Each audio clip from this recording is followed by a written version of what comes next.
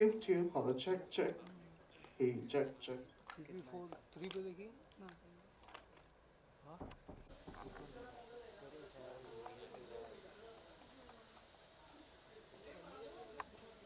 अरे भाई लाइट और लगाइए बस इतना। लाइट लाइट बस। Light light. ना कल तो ओके किया है फोटो यार 4-5 बजे 5 बजे ओके किया है यार। भेजता हूँ मैं इवेंट में करता हूँ। मैंने भी पहली बार देखा ये है। वाह। वो मैं हूँ।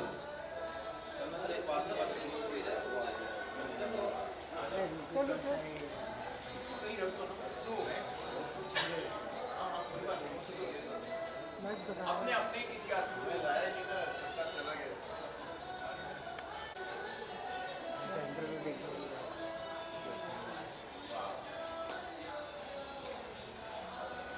सर यहाँ पे देखिए यस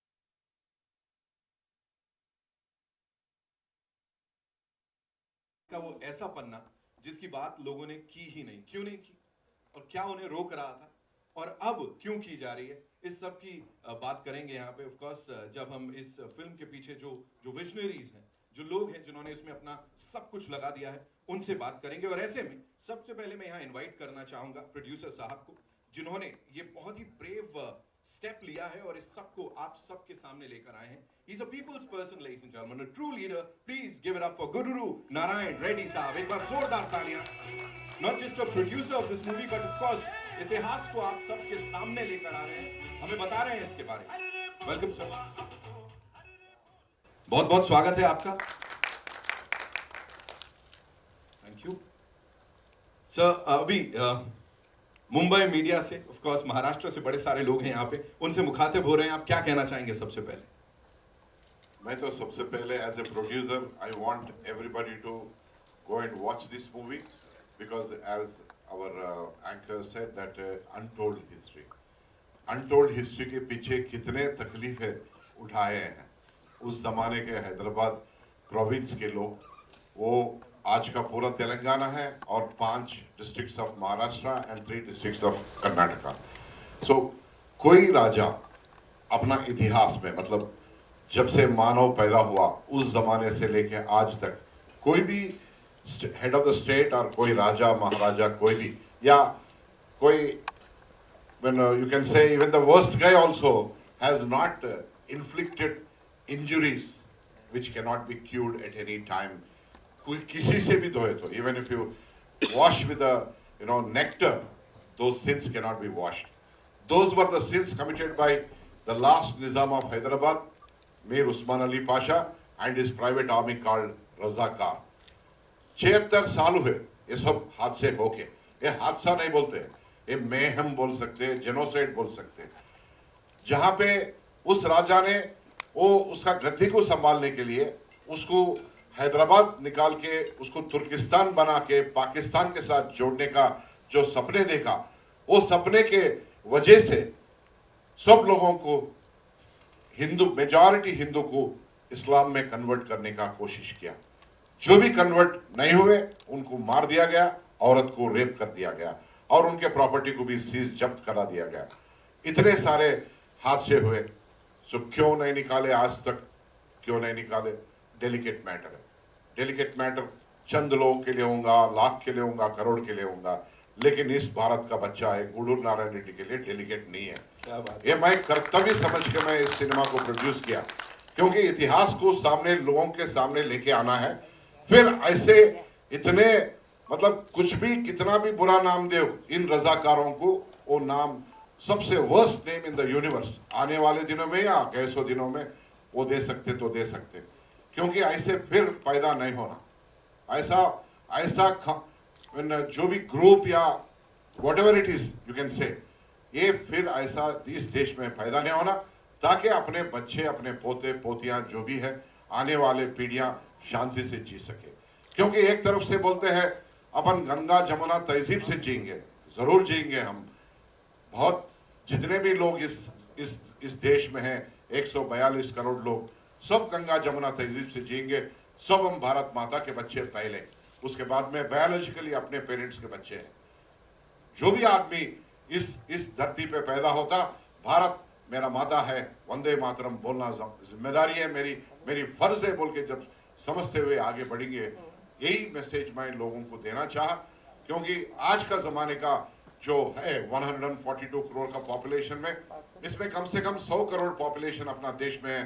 उसके लिए youngest country in the universe बोलते हैं, वो 18 साल से 35 साल से उम्र में है, वो 100 करोड़ लोग। उनको जानकारी लाने का जिम्मेदारी मुझे लॉर्ड बालाजी ने मुझे दिया है, क्योंकि मैं उनका दर्शन करने के लिए जिस दिन 27 जनवरी 2022 के दिन मैं गया था, वहीं पे मुझे ये इंट्यूशन वेरी स्ट्रांगली आया जैसा ही वो फ्लाइट लैंड होते। मैं आप पूछेंगे ऐसा एकदम ऐसा आते ही होता क्या? नहीं। तेलंगाना में जो जितने भी मेहम, जितने भी हिंसात्मक घटनाएं हुए हैं 176 साल पहले, वो हम बचपन से सुनते हुए आ रहे, देखते हुए आ रहे। We can see the dilapidated burj, dilapidated bungalows और blasted bridges and blasted government properties, ये पूरे चीज हम बचपन से देखते हुए आ रहे। तो एक दिन था वो 27 जनवरी 2022 के दिन, स्ट्रांगली मैं दर्शन के लिए गए, उस टाइम पे जो दिमाग में आया, उस सेकंड से आज तक इसी सब्जेक्ट पे है। क्योंकि भारत में जितने भी है मेजॉरिटी लोगों को ये सिनेमा बताना है कैसा भी, और देखने के लिए मैं आपके ही जरिया मैं आपसे गुजारिश करता हूं कि इसको जितना प्रचार कर सके, जितने लोगों के पास में लेके जा सकते लेके जाइए। धन्यवाद। Thank you so much sir. आपने जैसे कहा, एक छोटा सा सवाल, आपने कहा आपने इसको अपना कर्तव्य समझा, लेकिन जब आपने इच्छा जताई होगी that you want to make this film, you want to produce this film, उस वक्त क्वेश्चंस उठे थे? बिकॉज जैसा मैंने कहा बस बहुत है, at the same time noise भी बहुत है सर। तो ये सिनेमा जैसा ही हम कंसीव किए, नाम और stories, we started shooting, we have never declared, because again it is a delicate matter. So because we are living in such a place and where majority of अपने भाइयाँ अलग अलग मजहब के लोग हैं, हम किसी को भी दिल में मतलब दर्द या तकलीफ नहीं पहुंचाने, अरे क्या कर रहे, we want to give it as a surprise। But जैसा ही इंटेलिजेंस सोर्सेस के जरिया लीक हुआ गवर्नमेंट को, क्योंकि एक दो लोग हमारे भी जो बाहर थोड़ा मैसेज बाहर गया, तो वो जो सत्ते में थे, हमारा एक गंदा चीफ मिनिस्टर था KCR बोल के, सबसे वो भी रजाकार का बच्चा है, तो रजाकार का लिविंग पर्सन है वो। उसके लिए उसको लोगों ने उसको बिजा दिया उसके ज़िंदगी में, और अभी कभी कुछ भी नहीं बन सकता जो भी है वो, और उससे डाउन ही होता। उन्होंने ये रोकने की कोशिश की, क्योंकि उन्होंने जाके यही मीर उस्मान अली पाशा के मकबरे पे माथा टेक किया है। जो पापी है, भगवान के या कोई सूफी के या दरगाह पे अपन माथा टेक के आते, या भगवानों को या पिताजी माताजी दादा परदादाओं को अपन माथा टेकते, लेकिन इसका मकबरे पे वो आके माथा टेक के कर रहा था, और वो भी कुछ कम नहीं है। और वर्स्ट रजाकार है वो KCR and company and this party, उसके लिए they have been dumped now. Thank you sir for They sharing have all given this. all kinds of trouble to us, every kind of trouble, threatening the technical people, threatening the studio, threatening so many aspects, and they took me to court, they petitioned CBFC, they They asked the communist people also to go and petition. A lot of things have happened which I have silently controlled everything and I have taken care of all that. हम सितंबर 2023 में ही इस cinema को release करना चाहे, लेकिन आज अप्रैल 26 तारीख हो गया ऑल इंडिया रिलीज करने के लिए. बाकी 4 लैंग्वेजेस में तो रिलीज किए, बहुत अच्छा रिस्पॉन्स है. कोई भी सिनेमा पहले starting from teaser to trailer to cinema कोई भी देखे तो गूज बम्स पक्का है एंड इसमें रियलिटी है. ये हाई क्वालिटी सिनेमा निकाले हैं. ऐसा नहीं कि ये कोई एपिक मतलब बड़े बड़े हीरो हीरोइन को नहीं लिए, लेकिन ये कोई बड़े से कम नहीं है. और हमारा डायरेक्टर भी बहुत ही काम अच्छा किया. और जब उन्होंने ये प्रोडक्ट को स्टार्ट किया वो 16 करोड़ बोला. मैं बोला 20 तक रेडी था, फिर 25 तक रेडी हो गया, क्योंकि we have to create 1947 and 48. Then it went to 51 crores. So it is no less a picture than या बाहुबली या ऐसा पिक्चर, क्योंकि you have got the each and every micro thing also. मतलब जूते को भी मैं बहुत ही इंपॉर्टेंस दिया. ब्रिटिशर जूता पहनता तो उसके ऊपर गंदा नहीं रहना, एकदम ब्राइट शाइनिंग होना है. जीप देखे तो आप विल्लीज जीप देखेंगे 1945, 46, 47 का. लॉरी जो मिलिट्री की जो इस्तेमाल करते थे उस जमाने का, हर चीज़ हम बहुत ही केयर लिए इस प्रोडक्ट को आपके सामने लाने के लिए. और आप इसको इस मूवी को देख के अपने दोस्त, अपने रिश्तेदार और अपना कम्युनिटी में फैलाना है, ताकि आने वाले पीढ़ियां शांति से जी सके और फिर रजाकार पैदा ना हो. Thank you. 26 अप्रैल 2024 जब ये फिल्म रिलीज होगी आपके नजदीकी थिएटर्स में, जाइए आप भी जानिए इस अनटोल्ड हिस्ट्री के हिस्से को. सो वेलकम, बहुत बहुत स्वागत है. आपके साथ साथ और भी दिग्गज कलाकार जो इसमें हैं उनको बुलाना चाहूंगा. We'll start with of course लौह पुरुष की भूमिका में नजर आ रहे तेज सबरू साहब. लेडीज एंड जेंटलमैन, जोरदार तालियां हो जाए. This legend here, हमारे साथ another stalwart from the industry. Please sir, आइए. अभी कुछ दिन पहले एक ब्लॉकबस्टर का हिस्सा रह चुके हैं. बायोपिक्स की बात करें या सच्चाई से जुड़ी जो पिक्चरें होती हैं उसमें जरूर नजर आते हैं. राज अर्जुन साहब के लिए जोरदार तालियां हो जाए. Come on, a brilliant actor from the industry. ये ऐसे कलाकार हैं जो बहुत ज्यादा हल्ला नहीं मचाते, लेकिन इनका काम हल्ला मचाता है. Welcome sir. End of course someone who's gorgeous, someone who's very talented और इस फिल्म के साथ डेब्यू कर रही हैं. Ladies and gentlemen, please put your hands together for Anusriya Tripathi. She's here with us.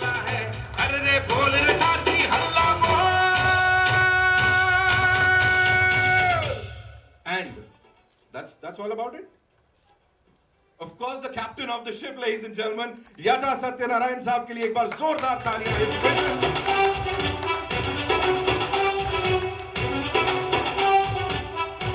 Welcome sir, welcome, and congratulations to the entire team. बहुत सारे सवाल हैं. Makarand sir, I'll start with you. You know, first of all, the way you've aced this character that you're playing. So, कितना ऐसा गुस्सा चल रहा था अंदर, क्या चल रहा था बताइए.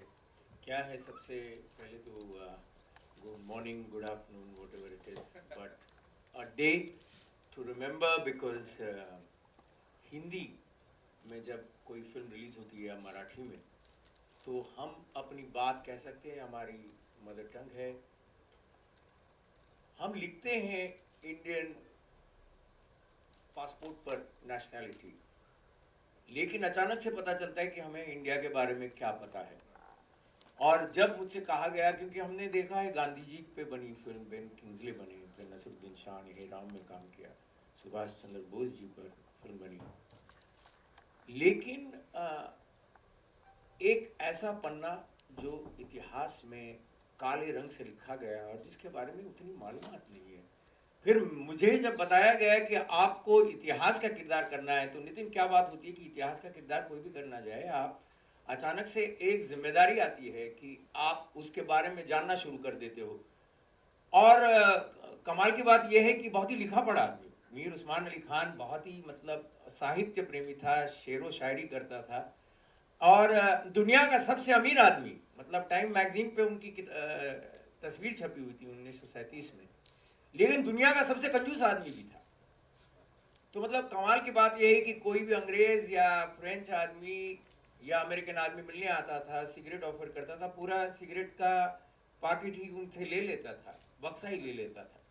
बात मज़ेदार बात यह है कि ऐसे आदमी ने, जो कि लिखा पढ़ा आदमी है, क्या हो गया कि अचानक से जो कहता था एक आंख मेरी हिंदू की, एक आंख मुसलमान की है, फिर वो अचानक से धर्म के कारण।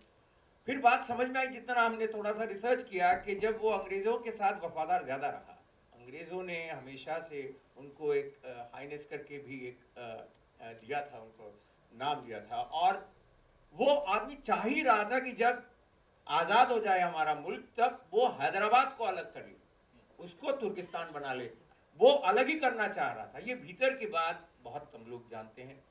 तो मुझे जब ये ऑफ़र किया गया तो मुझे ऐसा लगा कि मकरंद भैया, पता नहीं आपको क्यों यता साहब ने या गुडूर साहब ये फिल्म क्यों बना रहे हैं, और आपको ये मौका मिल रहा है कि एक संजीदा लिखा पढ़ा आदमी अपने धर्म के लिए क्या इतना हिंसा इतनी कर सकता है, इतनी क्रूएल्टी कर सकता है।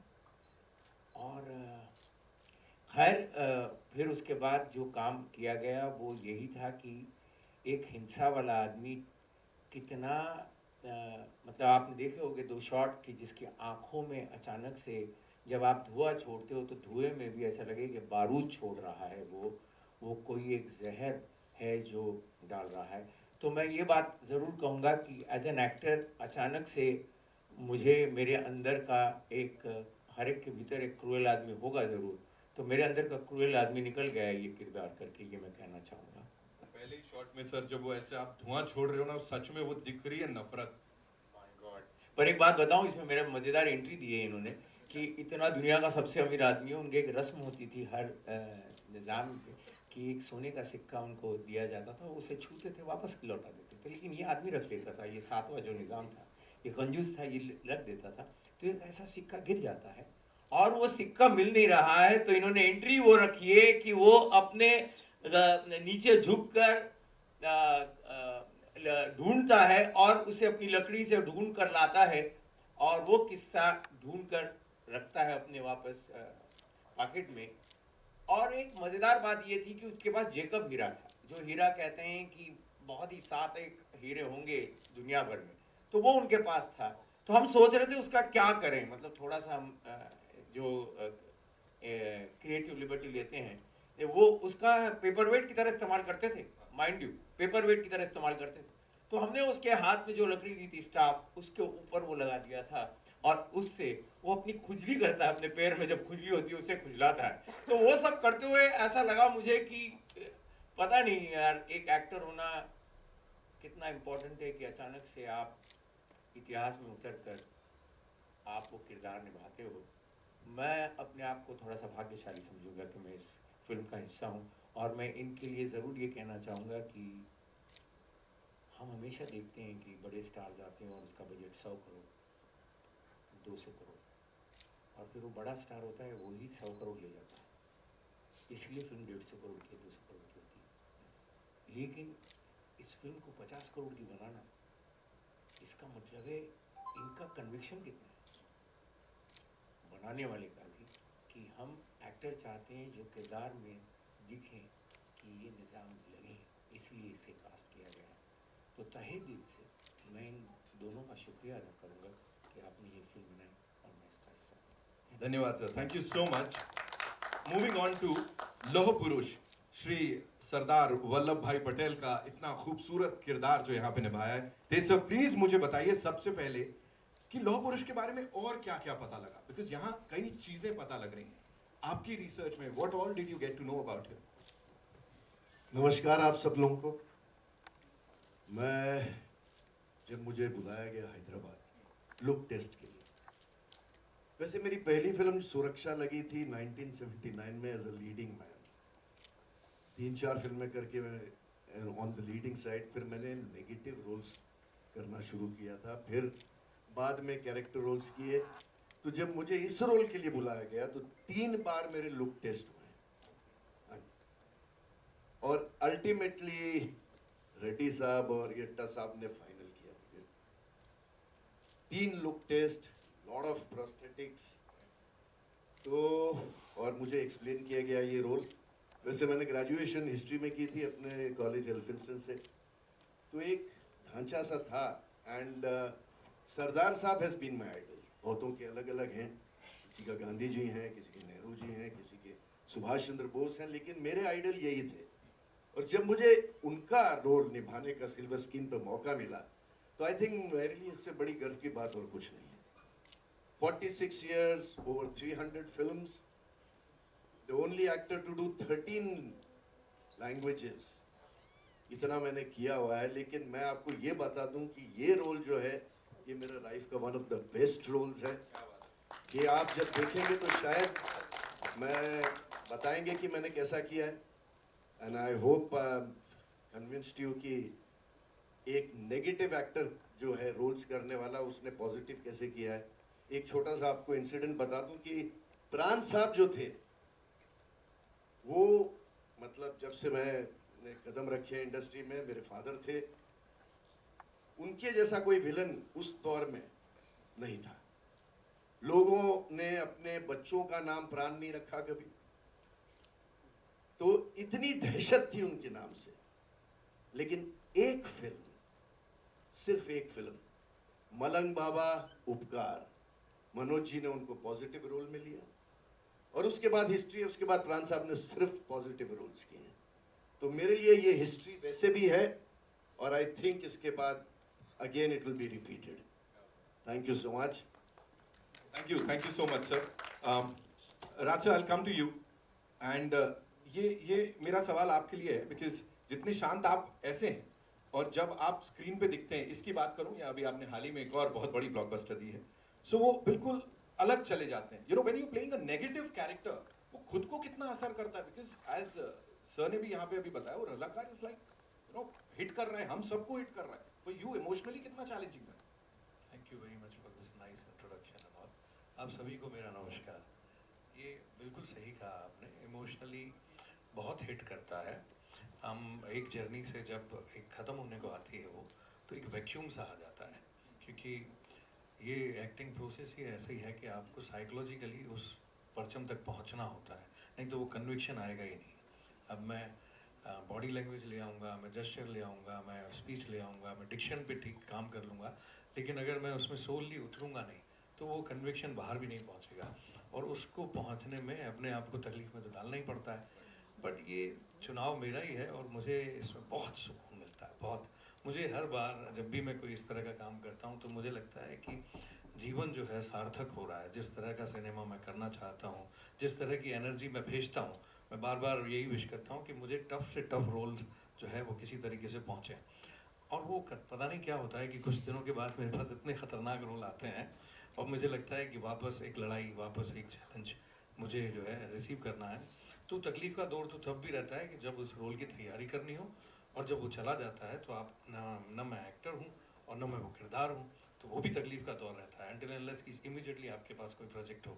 मेरी कोशिश रहती है एक टाइम पे एक ही काम करूँ ताकि मैं उसमें जान लगा पाऊँ.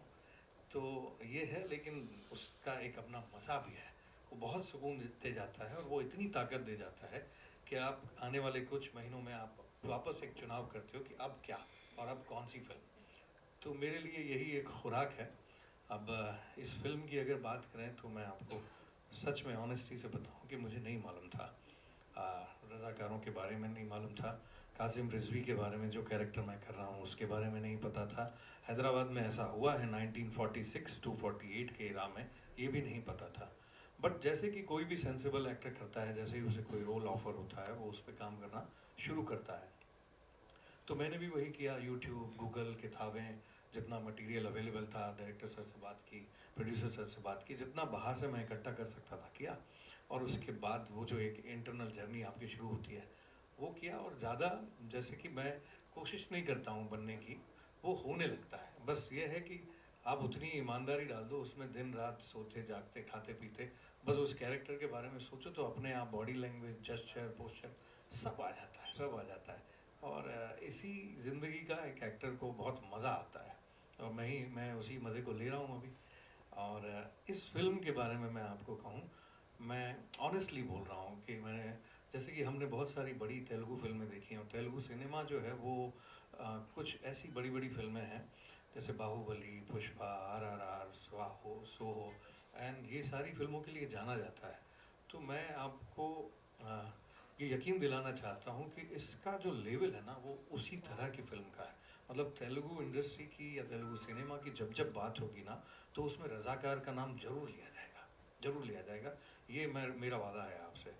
तो मैं सिर्फ यही गुजारिश करूँगा आपसे कि प्लीज़ ये फिल्म आप जब देखें तो अगर आपको अच्छी लगे तो आप ट्विटर पे, इंस्टाग्राम पे, फेसबुक पे उस पर लिखना शुरू करें, और ताकि हमारे डायरेक्टर हैं या फर्स्ट टाइम डायरेक्टर हैं, फर्स्ट टाइम प्रोड्यूसर हैं, और उनका मनोबल बढ़ेगा। क्या होता है कि इंडस्ट्री में जब कोई एक कदम रखता है और वो फिल्म वो काम अगर अप्रिशिएट किया जाए, पसंद किया जाए, तो सिनेमा की फैमिली हमारी बढ़ती है। तो एक नया डायरेक्टर, एक नया प्रोड्यूसर पैदा होता है, बहुत सारे नए एक्टर्स काम करना शुरू करते हैं, तो बहुत सारी एक बड़ी हमारी फैमिली बढ़ती जाती है। तो आप लोगों को देता हूँ मैं ये जिम्मेदारी। Thank you, thank you. देखो प्यार से समझाया अभी, हाँ? वो वाले कैरेक्टर में रह के नहीं समझाया, समझ जाओ सब लोग। Thank you so much sir for sharing that. Anushriya, this one's for you. Welcome to the movies first of all. Thank you so much. You know- Warm welcome indeed. Talking about this film, you know, it's a pan Indian film, right? आजकल इसकी हम बात करते हैं और यहाँ पे ये प्लेटफॉर्म मिलना, ये डेब्यू मिलना with this amazing cast, क्या बोलना चाहोगे सबसे पहले? सबसे पहले तो मैं बहुत ज़्यादा मैं थैंक यू बोलना चाहूँगी मेरे को ये कैरेक्टर देने के लिए याटा सत्यनारायण जी हमारे डायरेक्टर का, एंड हमारे प्रोड्यूसर गुड्डू नारायण रेड्डी जी का, जिनके स्ट्रॉन्ग कन्विक्शन, विल पावर और फेथ के कारण ये स्टोरी आज हम यहाँ आगे लेके आ पाए हैं। 2 साल पहले जब इन्होंने ये स्टोरी मुझे पता चली तो आई फेल्ट सैड कि कैसे being an academically inclined student मुझे इस सब्जेक्ट के बारे में नहीं पता था, और मुझे स्टोरी देख के समझ में आ गया कि this movie is going to create history, and इसमें पार्ट मिलना means we are going to create history. So that is why I was very excited, really looking forward to it. And one small thing I want to share specially to the youth of the nation. हमें नहीं पता है सरदार वल्लभ भाई पटेल के बारे में इतना, और हमारी पूरी टीम हम कल स्टैचू ऑफ यूनिटी गए अपनी श्रद्धांजलि देने के लिए सरदार पटेल जी को। तो वहाँ पे गाइड ने एक छोटी सी बात बोली कि ये जो मटेरियल बना है पटेल जी का 112 metre tall it stands, that is going to last for at least 1000 years तक डैमेज नहीं होगा। What is the significance of it कि 1000 साल तक वो टॉल खड़े रहे। तो आप ये मूवी देखिए तो आपको फिर समझ में आएगा क्यों आगे की 10 सेंचुरीज तक मेरे बच्चे, हमारे आगे कितने जनरेशन तक सरदार वल्लभ भाई पटेल को याद रखें, क्योंकि सरदार वल्लभ भाई पटेल हैदराबाद को दिल बोलते थे, हार्ट बोलते थे हमारे भारत का, एंड ही मेड श्योर कि वो दिल का टुकड़ा ना टूट जाए। बस thank you so much. Thank you so much. इससे पहले मैं डायरेक्टर साहब से बात करूं, ये बनता है सवाल सर के साथ, यू नो, वो केमिस्ट्री कैसी रही स्क्रीन पे और क्या सीखने को मिला और क्या नहीं सीखा? बिल्कुल What was that one thing Makrand sir के बारे में जो ये है कि नहीं मेरे को ये नहीं, बस ये नहीं सीखना? मैं इतना बता दूं कि वो आ गई और मुझे अचानक से लगा कि कुछ ज़्यादा ही खूबसूरत कोई तो आपके साथ आ जाए, और मुझे ऐसा लगा कि यार किरदार में रहूं, इससे ज़्यादा कुछ नहीं हो सकता। सही बात है, कभी कभी क्या हो जाता है, आप नहीं एक बहुत खूबसूरत सी चीज़ आपके घर ले आ जाते हो और फिर उसको मैच करने के चक्कर में कपड़े पहनना शुरू कर देते हो। तो ये जब आ गई सेट पर तो ऐसा लगा, पीछे बैठी हुई थी, कैमरामैन भी मुझसे ध्यान हट गया, उसका ध्यान थोड़ा इनकी तरफ हुआ, मतलब मेकअप वाले हो, कॉस्ट्यूम वाले हो, सब कुछ। अचानक से हमें भी लगा कि ये पूरी ऐसी फिल्म में, इंटेंस फिल्म में एक खूबसूरत लड़की आ गई तो क्या होगा। Anyway, but I must say she was present, she was confident, she added to the scenes which you know, अचानक से आपको एक कहते हैं ना कि एक महक भी चाहिए होती है, फूल की महक भी चाहिए होती है फिल्म में, you know, where we are seeing the bloodshed, and she was the one.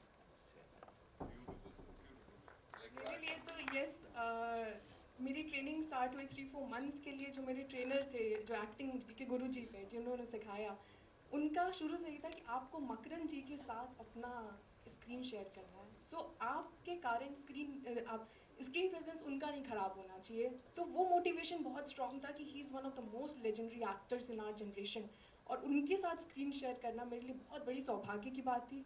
And finally he made me so comfortable on screen. मुझे इतना डर लग रहा था इनके साथ, लेकिन पूरे टाइम छोटी छोटी टिप्स देना, तो आप बहुत कुछ सीखते हैं जब फाइनली आप एक इतने बड़े एक्टर, और not just one, all 3 actors I have seen on screen, मतलब लोकेशन में भी कैसे परफॉर्म कर रहे हैं, उनको देखना, उनसे बहुत चीज़ें सीख के ये मेरा सौभाग्य था। बस थैंक यू सो मच।